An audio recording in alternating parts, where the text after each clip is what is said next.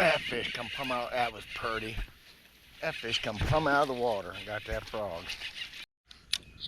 I love throwing this hollow body frog. Most bass fishermen do, of course. It's a, oh my gosh.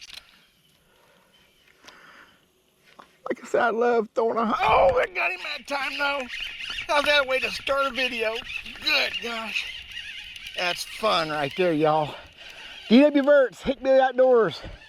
Back in a minute, we're gonna talk about frog fishing and what you can get doing this.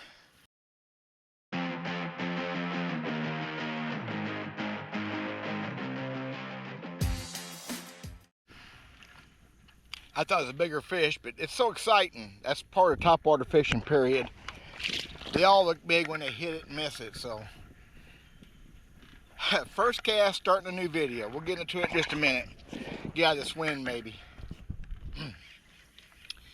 Yeah, I thought that was a bigger bass. But that's okay. Getting excited about topwater fishing is part of the fun. And frog fishing is some of the most exciting fishing you can do. Now, my thoughts are there's about 1,000 videos on YouTube about how to fish a frog, but there's some things that I've been doing today I've been thinking about, and I've seen people do wrong, and people tell me they struggle with the frog, so I'm going to do one anyway. Maybe somebody will get something out of it. When I'm fishing the scum, which for us is like duckwort, sometimes on top of milfoil or coontail, I'm just going to fish that frog in little twitches. I'm going to fish it 4 or 5 twitches in a row, you know, maybe cover a foot, foot and a half. I'm going to stop it because I can't walk it. It won't walk as good. If it's leaving a trail through the scum, that's usually where you need to just twitch it along. There's no point trying to walk it if it won't walk. Okay? Other than that, I'm going to walk that frog, walk the dog with it wherever I can. Anytime I can hit a little pocket, anytime I can make a commotion with that frog, a little bit of open water, that's what I'm going to do. This stuff is probably 1 inch thick, and it's just perfect for just twitch, twitch, twitch, twitch, stop. Twitch, twitch, twitch, twitch, stop.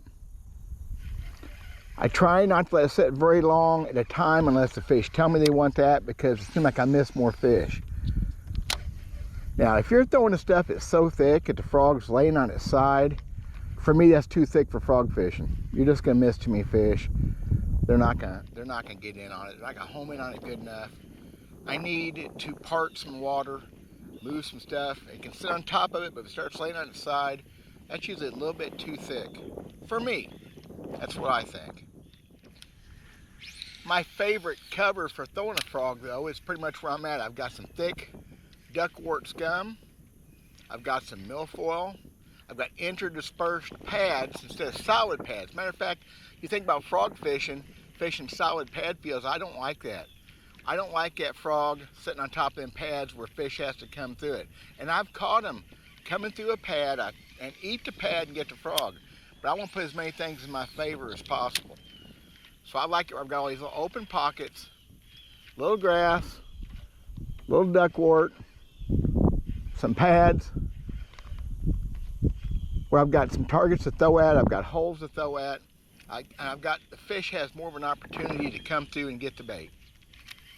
I'm really going to work the edges. I'm going to work the holes like that one right there. I'm going to work that frog up to that hole nice and easy. I'm going to get a cross pad, I'm going to slash that frog, I'm going to walk that frog, I'm going to slash it like that. When I get to the side of the hole, I'm going to wait just a second before I continue my retrieve back into the moss again, into the duckwort and what have you. I'm going to go back to my twitch. Always trying to let the fish tell me what they want.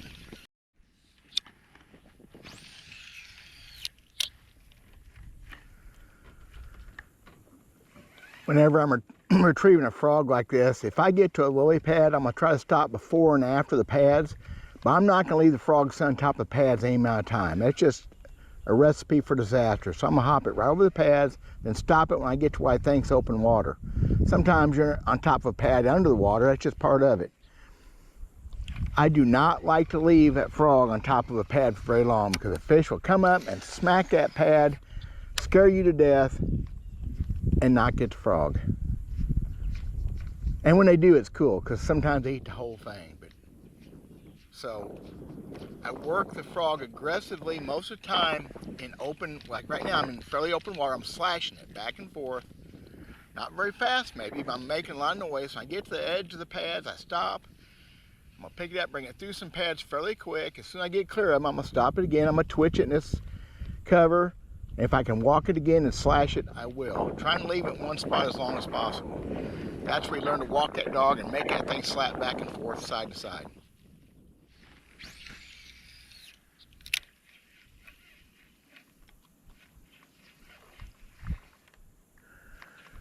You really want to watch carefully frog fishing. Frog fishing, like any kind of fish, you need to pay attention. But many times frog fishing, a fish will announce itself. You'll see it move, you'll see the water bulge. A lot of times I'll see a lily pad or a cane reed. I'll see it move towards the side of the bait. Either it tells me a fish is coming or tell me I got a fish's attention so I can make another presentation in the same spot. It's huge important. They will give themselves away many times. And the ones that announce their presence right before they hit the bait are just amazing. I've seen fish come from feet away. I've had fish jump through the air and land on top of the frog. That's just cool. That's part of the fun of fishing thick stuff with a frog. But pay attention to the peripherals around the bait, because you'll see a pad move, you'll see a stem move, you'll see a little movement in the water, and a lot of times that's a fish that didn't commit. So you always throw right back. And this really thick stuff, I mean, this is thick. I've got pads, I've got milfoil, coontail grass, I've got all this duckwort. I'm not gonna fish this frog very quick. You've got to give that fish lots of opportunities to get a hold of that bait. Now, if they want it quick, I mean, you go cranking it back in, they come after it, that's one thing. But I'm gonna fish this thing not much faster than fishing a plastic worm or a jig. Except I'm bringing it through things in between, like the pad's a little faster. But I'm gonna give that fish every opportunity to get a good shot at that frog. But if you're gonna fish a frog, I strongly advise you learn how to walk that frog. Like I did right there, I hit a little hole, for camera to see it. I worked it twice, back and forth. Slash, slash is what I did. That is a huge trick to frog fishing in this thick stuff, and of course open stuff too, because that's another subject. You don't have to fish a frog in this extra thick cover. It's just where they're best. They go through almost anything. It's hard to get one hung up, and it's just fun doing this.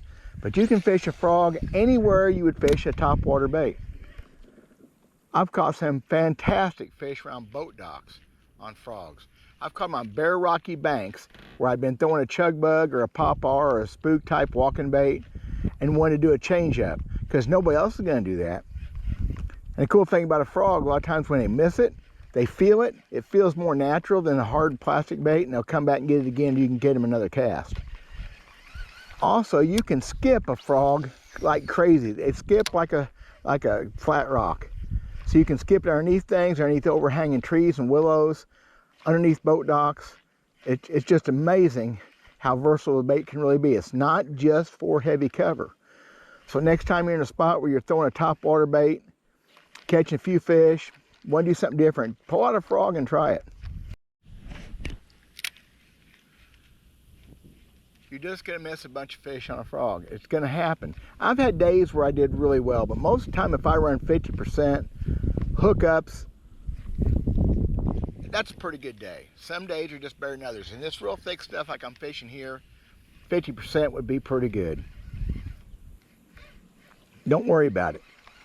Just learn to not jerk immediately when the fish bite. Try to give them a second. Try to make sure they've got it in their mouth. And that's why I say I use these bright colored frogs so I can see that happen. Another thing, when a fish misses a frog, I almost always throw the same bait back immediately to the same spot, because he liked it the first time. Good enough for me. Now, if he felt it, that might be something different. But I like to throw it back and try to get him to do it again. And many times, including today, that's worked. But you need to always have a follow-up bait ready. Any topwater fishing, you gotta have a plastic worm, a soft jerk bait, a jig, something like that that you can follow up. Some days that's the only way you can get a follow-up. The fish blows up, has no more interest doing it again, but you drop a bait on his head, a worm, a jig, a tube, some sort of creature bait, that fluke, and you can give him the bite tag because he's in the mood, he's wound up just a little bit. So you need to follow up. Don't just assume that fish isn't going to bite again. And I've used a frog as a search bait. I've had days they would not hook up on the frog, but they'd bite it when they wouldn't bite anything else. And then you follow up with that worm or whatever, and it's a blast. They give themselves away, then you got a chance at them with another bait. One thing I don't do a lot is worry about colors in my baits fishing. I mean, I change stuff. I've got different colors. There's reasons for it. What I really like frog fishing, especially in the thick covers of frog that I can see. I mean, there's no frog. That's like one of those African poison toad colors, but I like it because I can see it. Okay? That's about the only thing I got to do with color. Now, you fish one open water, clear water, I'd say natural. I throw a lot of blacks, but I also throw those green, white belly natural frogs. They look like a real frog. Some things I do to my frogs. I know it's all been talked about before. The rubber legs on the back, the live rubber, I cut them a little bit shorter, and I cut one side shorter than the other. I think it helps it walk. On the hooks, they have to be sharp. You cannot make them too sharp. If they're not sharp, you're fooling yourself. Okay? I also take pliers and I spread my hooks out just a little bit outside of that body, just a little bit. You're going to catch more crap on the sides doing that, but those hooks come bending way too far and you're going to absolutely miss a bunch of fish that can't get down to that hook fast enough. The other thing I do is I put a number 3 or 4 heavy duty split ring in front of my frogs. I really think it helps them walk.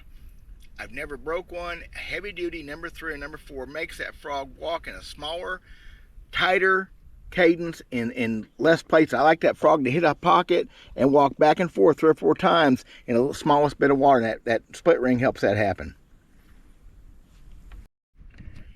Frog fishing is not like tackle fishing.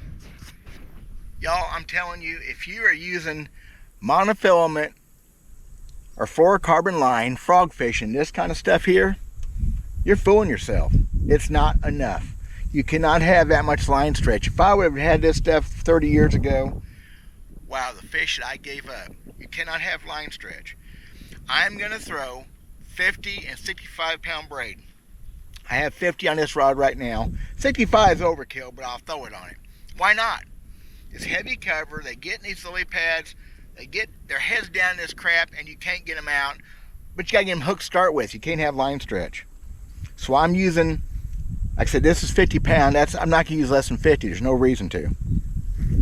As far as tackle is concerned for the rod, this is a Dobyns Colt. It's actually their cheapest rod. It's fine for frog fishing. It's a 734. That makes this a heavy action 7-foot 3-inch rod. Hard to beat that for a frog. Almost any rod that says medium heavy will be enough for most frog fishing. But I like heavy, and yes, I throw some extra heavy, but those extra heavy rods make it hard to work that frog walking it. If I was strictly fishing scum, or I was just twitching it, that'd be fine. But I like a little bit of tip. It's not much, but a little bit of tip to walk that frog. Of course, my reels, the old Ambassador 4600C, I like a 5-to-1. I do not want a 7 or 8-to-1 gear ratio reel. It's just not enough for me. I cannot get enough leverage on those fish. If it works for you, wonderful. I need a low gear ratio. I could do this with a 3-to-1 or 4-to-1 reel and be happy. Yeah, it takes longer to get the bait back in and you crank it in, but I'm not worried about that. I'm worried about when I stick a fish, winching him out, and that means I need low gear. You don't winch anything out of a hole with your truck in high gear, and all these modern reels are high gear.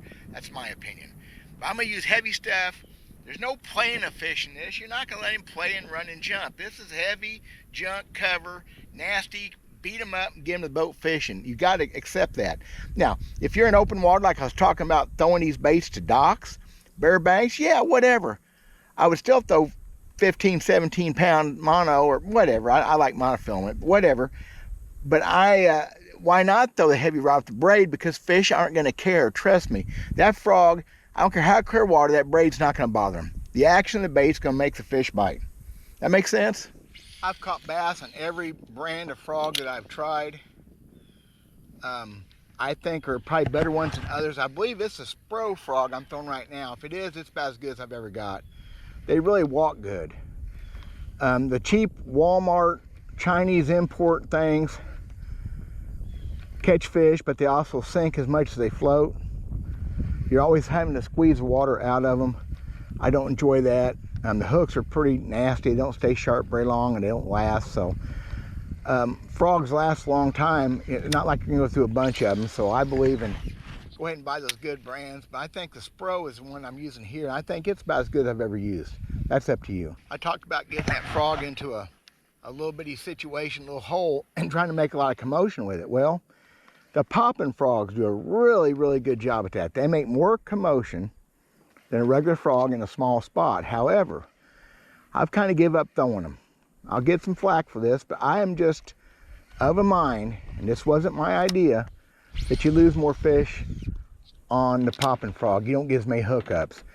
That was first advanced to me by Mike Cork at ultimatebass.com a few years ago. His theory was when the bass bites down on that, closes down on that frog, that squared off nose catches the roof of that fish's mouth or the bottom, wherever, and it makes that bait squash down where the hooks don't get into it. And I took that real serious. That's been about 3 years ago, and I've done some fairly serious research. I mean, kind of hard to do, but I am pretty sure he's right. They catch a lot of fish, but they also, I think, to me, they lose about half, again, more fish than a regular frog after you've had to fish a good solid hookup should have happened and they come off. It doesn't matter what. Frog fishing can be very boring. I haven't had a bite in 30 minutes. It gets real easy to fish too fast. The days that they're really tearing it up is just great, but they're kind of few and far between for me.